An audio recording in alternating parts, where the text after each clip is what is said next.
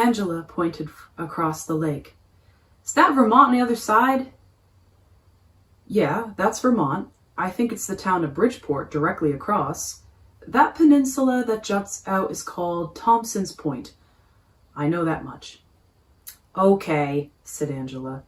And how far does your property go? Actually, this is about the end of it. The property line is somewhere between where we are and that cluster of woods over there.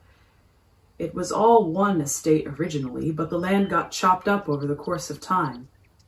He was about to spread an old army blanket on the ground when Angela protested. Don't! We can just lie on the grass, she said, throwing herself on the ground. David kneeled beside her, admiring her figure.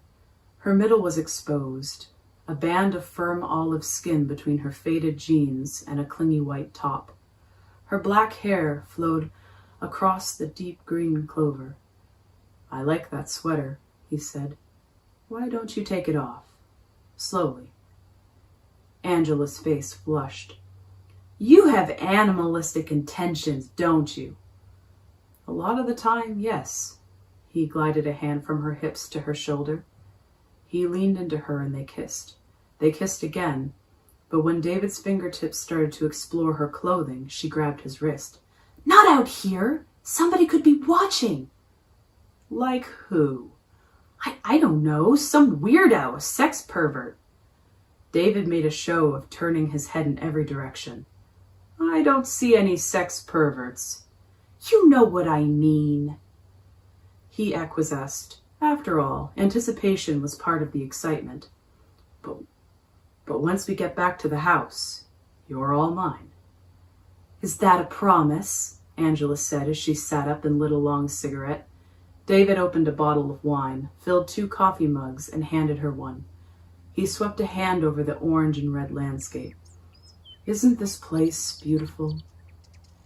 Yeah, it is. But Jesus, don't you get bored? I mean, there's nothing up here. Not really, no. He shifted position and continued. Angie, I love it here. And I feel a lot calmer now. It's good for me, certainly from a mental health perspective. I was hoping you'd like it here too. It's a beautiful location. I can't argue with that.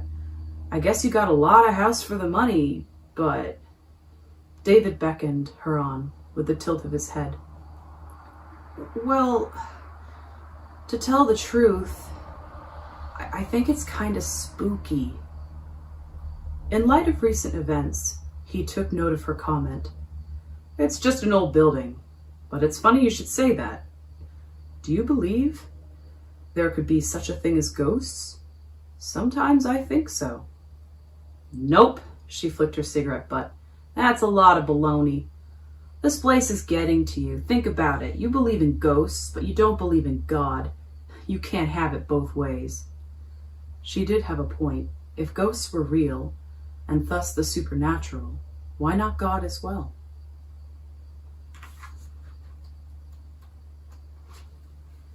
This has been a section of Chapter 5 by The Quiet Room by Joseph Covais. This is Tobin Jordan.